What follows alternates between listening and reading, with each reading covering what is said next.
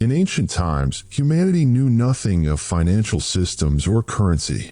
Goods held intrinsic value, and thus the barter system prevailed, a system inherently just, for it relied on a natural economic principle known as the law of supply and demand. According to this law, there exists an inverse relationship between the value of a commodity and its availability. When a product is scarce, its value rises. Conversely, when it is abundant, its worth diminishes. Gold, for example, is a metal that is rare in nature and requires significant effort to extract, factors that render it far more valuable than the abundantly available sand. Now imagine if all the sands of the earth were transformed into gold dust. Undoubtedly, gold would lose its worth and fall beneath the value of coal. Or suppose all the farmers in the world cultivated wheat, save for one who planted tomatoes. Then a single tomato would surely exceed the worth of an entire ton of wheat.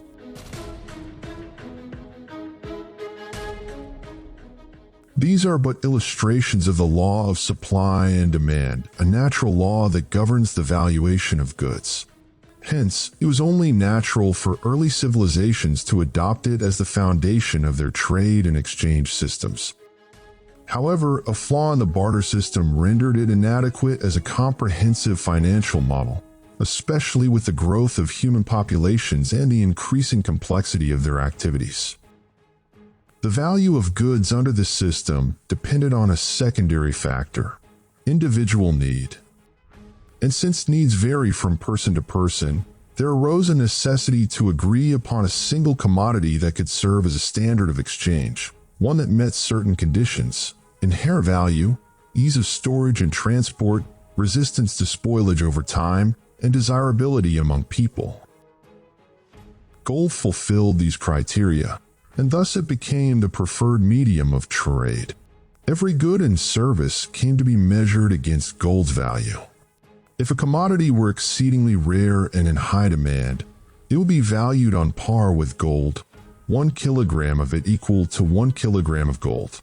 If another item were more readily available and moderately sought after, its value might amount to half that of gold, 1 kilogram of it equating to half a kilogram of gold. In this manner, gold earned its status as the benchmark for evaluating goods and services, supplanting the barter system. Yet, the very value that elevated gold also turned it into a prime target for theft. Why would a thief steal tons of wheat when a few grams of gold, light and immensely valuable, could be far more rewarding? In essence, gold became the ultimate prize, light in weight, rich in worth.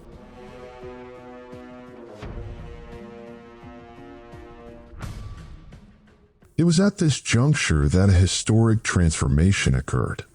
One of the early capitalists, possessed of a keen and calculating mind, constructed a grand vault, guarded by watchmen, where people could store their gold in exchange for a small portion of it. Indeed, this marked the genesis of the banking system. The vault's owner would receive the depositor's gold and issue a written certificate noting its value.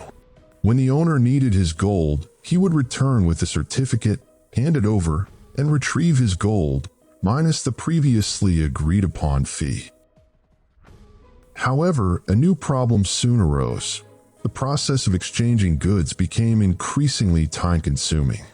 If a person wished to purchase an item worth 10 gold coins, they first had to visit the vault, present their certificate, retrieve the gold, then return to the merchant, pay the 10 coins, after which the seller would head back to the vault to deposit the gold and receive a new certificate in its stead. This circuitous process consumed valuable time. To simplify matters, it was proposed that, instead of retrieving the gold, the buyer could simply hand over the certificate representing the value of 10 gold coins directly to the seller and take the item. Thus, the gold in the vault began to circulate through paper instruments traded among people. Precisely as you're imagining, these certificates eventually evolved into what we now call banknotes. But let us not rush ahead, let us linger a while in that distant era. The vault owner, or let us now call him the banker, soon realized that people rarely came to retrieve their gold. Instead, they relied on the certificates, which served as proxies for the gold stored in the vault. At this point, the banker conceived a brilliant deception. Why not print additional certificates that had no corresponding gold in reserve? Mere paper, devoid of intrinsic value, yet treated as though it were backed by gold. No one would notice unless all depositors came at once to claim their gold, an event highly unlikely to occur.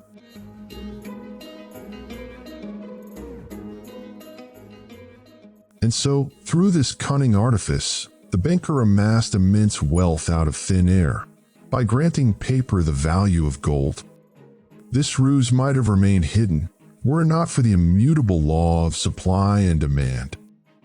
Gold is, after all, a commodity like any other, and the certificates meant to represent it had themselves become a kind of commodity. According to the law of supply and demand, the value of any good declines as its abundance increases, and vice versa. As the banker flooded the market with fraudulent certificates, the perceived supply of gold surged, causing its value to plummet. An item once worth 10 gold coins now required 20, not because the item itself had changed, nor the gold, but because the certificates, now decoupled from real value, had been devalued through oversupply. Do not be misled. It was not the intrinsic value of gold that diminished, but the worth of the paper currency circulating among the people. Imagine now that you intend to buy a garment worth 10 gold coins. You go to the bank, retrieve your gold, and return to the cloth merchant, only to find that the garment's price has doubled to 20 coins. The gold in your hand has lost half its purchasing power, without any visible cause. As a result, you are now required to work harder to earn less, even though the gold remains unchanged, and the cloth is no different than before. What, then, caused this discrepancy, what we refer to in economics as inflation, the rise in the price of goods relative to the value of money?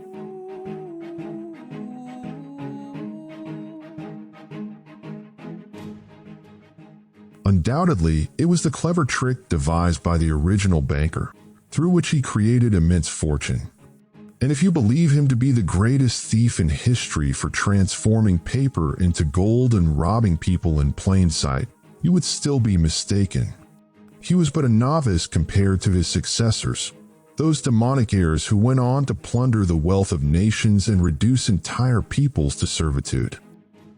And now, let us leave that bygone age behind and leap into the present.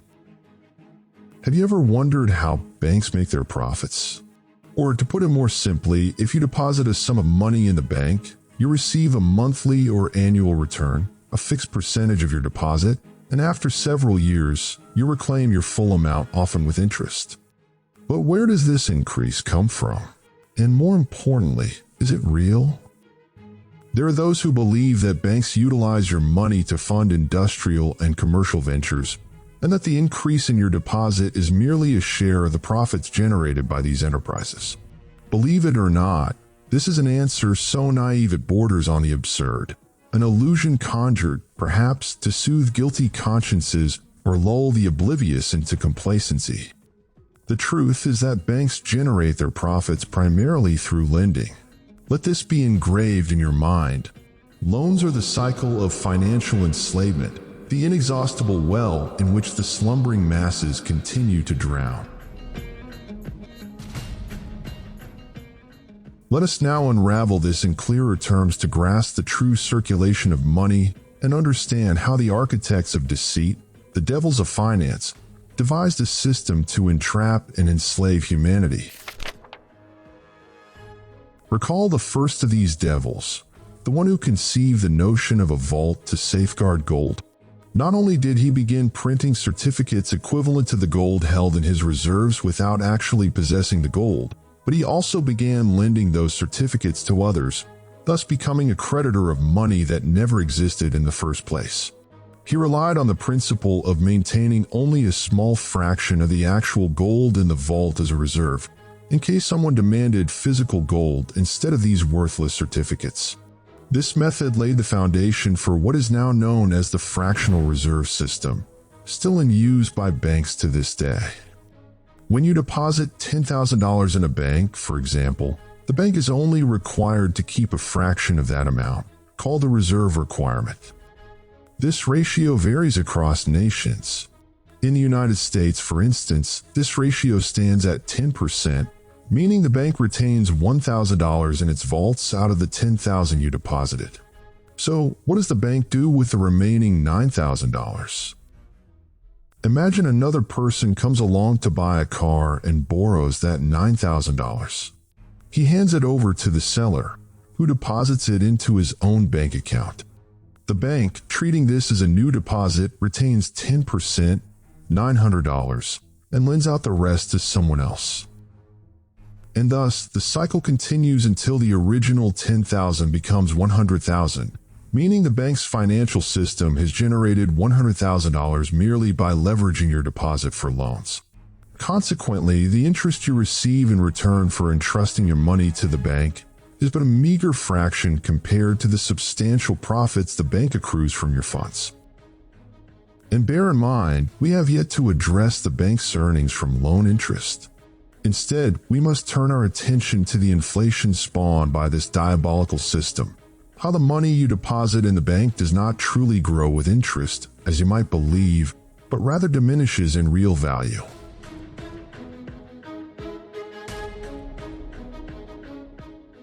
Inflation, in its simplest definition, is the diminishing purchasing power of money. You may have deposited $10,000 capable of purchasing a house.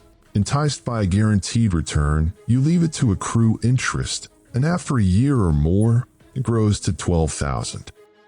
That might sound promising, until you attempt to buy the same house and find that its price has risen to $15,000 due to soaring prices. And now you must ask yourself, why have prices risen?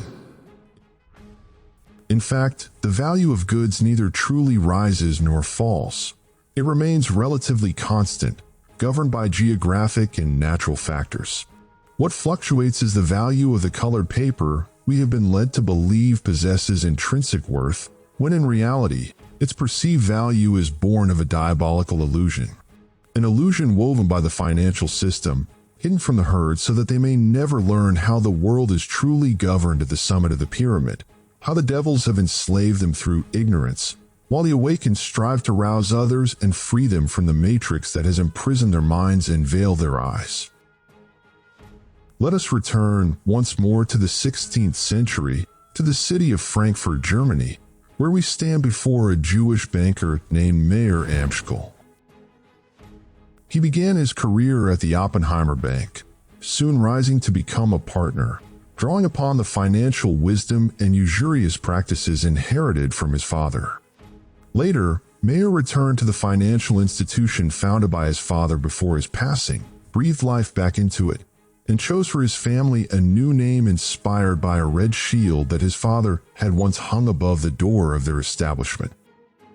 This banker would go on to establish a financial system that, by the 19th century, came to dominate the economy of Europe, leaving behind what would become one of the most famous families in the world, if not the most famous of all, the Rothschild family, or in its Germanic pronunciation, the Rothschilds. Mayor Rothschild sent his 5 sons to the most powerful and influential nations of Europe, having trained them to become masters in the art of finance. They soon gained control over the wealth and economies of England, France, Italy, Austria, and, of course, their homeland, Germany. Mayer established strict familial laws, forbidding his sons from marrying outside wealthy Jewish families, to preserve and consolidate their immense fortune.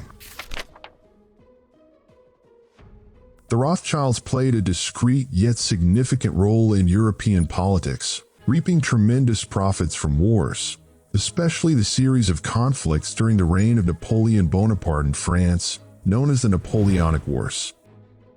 On the 18th of June 1815, Napoleon fought a decisive battle against Britain in the village of Waterloo, near the Belgian capital Brussels. Nathan Rothschild, who had founded the Rothschild banking house in England, supported the British war effort and lent vast sums to Britain's allies, while his brother James Rothschild, who had established the family's bank in France, supported the French cause. Together with their other brothers, Nathan and James skillfully coordinated relations across the continent and developed an intricate network of agents to ensure that political and financial information flowed swiftly to the family. This gave them unparalleled leverage, not only in the markets but in royal courts as well. They quickly grasped the power of information, and through this network, Nathan Rothschild received news of the Battle of Waterloo a full day before it reached the British government.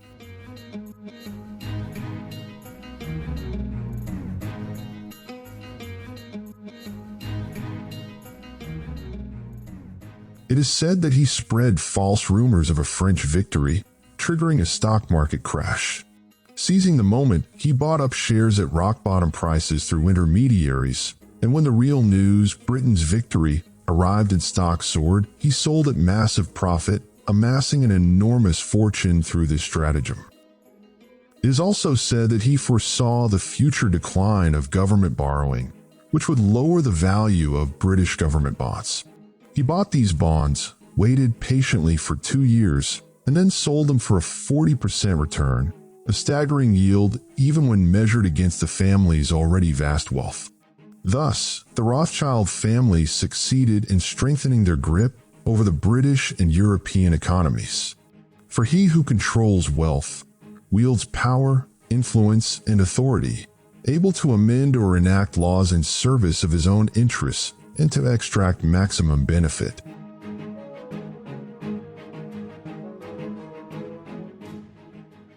The family's next move was toward the so-called New World of the time, the United States of America.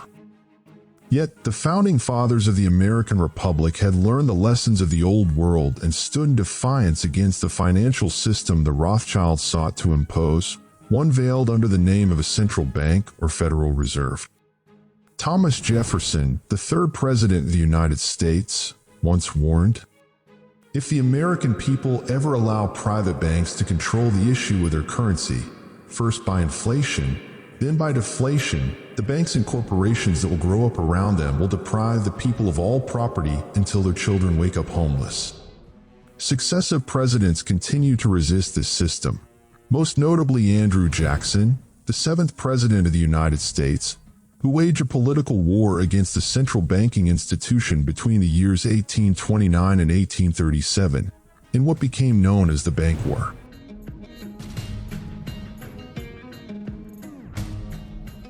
In January of 1835, Jackson survived an assassination attempt.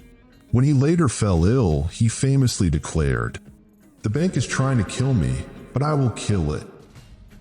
And indeed, he succeeded in shutting down the Second Bank of the United States, a privately held institution, and replaced it with state-run banks. As a result, the American economy flourished with real asset-backed currency, and the United States rose as a global power. But the devils never yield, nor do they tire.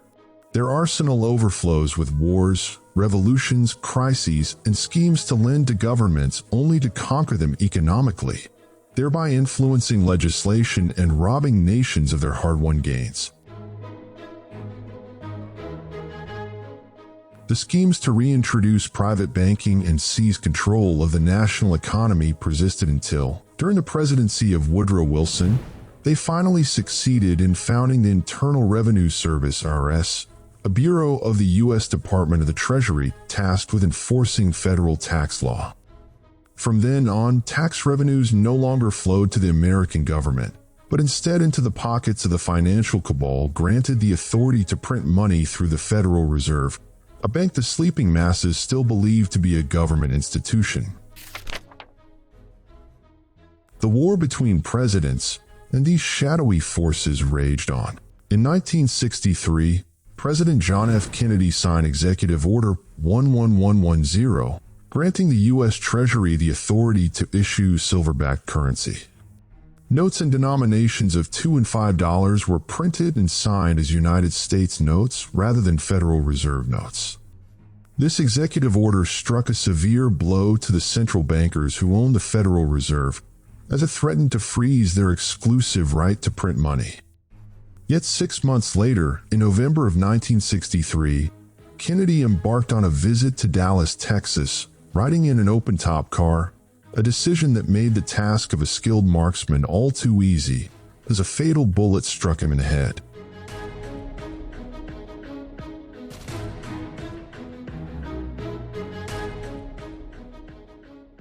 After his assassination, his vice president Lyndon B. Johnson assumed the presidency, and one of his earliest acts was to revoke Executive Order 11110.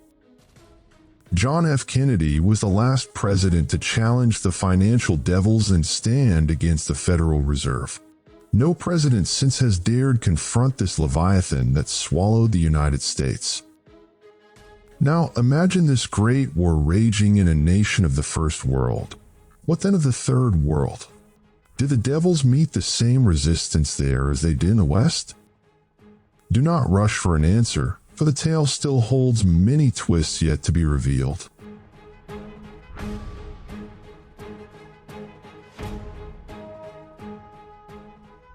Earlier, in the year 1944, the International Monetary Conference convened in Bretton Woods, New Hampshire, bringing together representatives of 44 nations to deliberate on the restructuring of the global monetary system. Their aim was to foster post-war trade, ensure currency exchange rate stability, prevent competitive devaluations, and promote sustainable economic growth. The result was the Bretton Woods Agreement, which pegged the US dollar to gold at a fixed rate of $35 per ounce, approximately 31 grams, and designated the dollar as the international monetary standard for all currencies. The United States pledged to back every dollar held abroad with an equivalent reserve in gold, maintaining a stockpile that matched the volume of circulating dollars. In essence, any country holding 35 US dollars was entitled to about 31 grams of gold.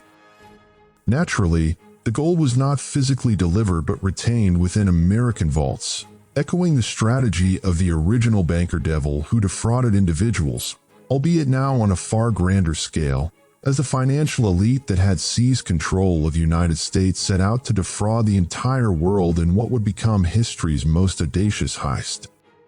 Under the Bretton Woods framework, the dollar was effectively synonymous with gold, prompting nations to hoard it as though it were physical bullion readily redeemable. Initially, this system functioned with remarkable efficiency, stabilizing global exchange rates. But in 1970, President Richard Nixon, after conferring with the chairman of the Federal Reserve, the Secretary of the Treasury, and the Undersecretary for International Monetary Affairs, addressed the world the following year in a speech that came to be known as the Nixon Shock.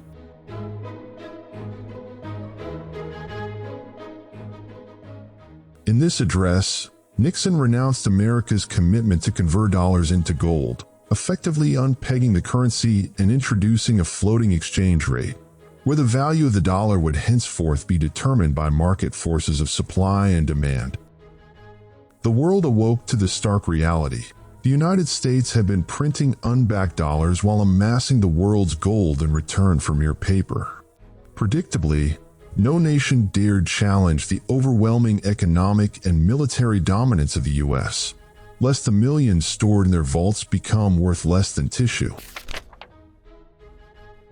Thus, nations surrendered their wealth willingly to the devils of the financial order, who now print dollars at whim, saturate the world and their own country in inflation, and plunder the riches of nations in exchange for green paper. They amassed a fortune so vast it became a lever of global dominion, turning the planet into a chessboard on which they wage wars, incite revolutions, manipulate governments, and reshape entire systems to their liking. They command, and the world obeys. Woe betide anyone who dares stray from their prescribed path. They not only understand the rules of the game, they authored them. They cloaked falsehood in the garb of truth, deceived the slumbering masses with the lure of borrowing, while in reality, loans are the grandest avenue to ruin. Now do you understand why God forbade usury? Have you grasped how they crept in while we slumbered and emptied our pockets? Have you seen how they duped the world, pillaged the wealth of nations, and enslaved their people? Believe me, you've seen nothing yet, for these devils have stolen something far more precious than gold.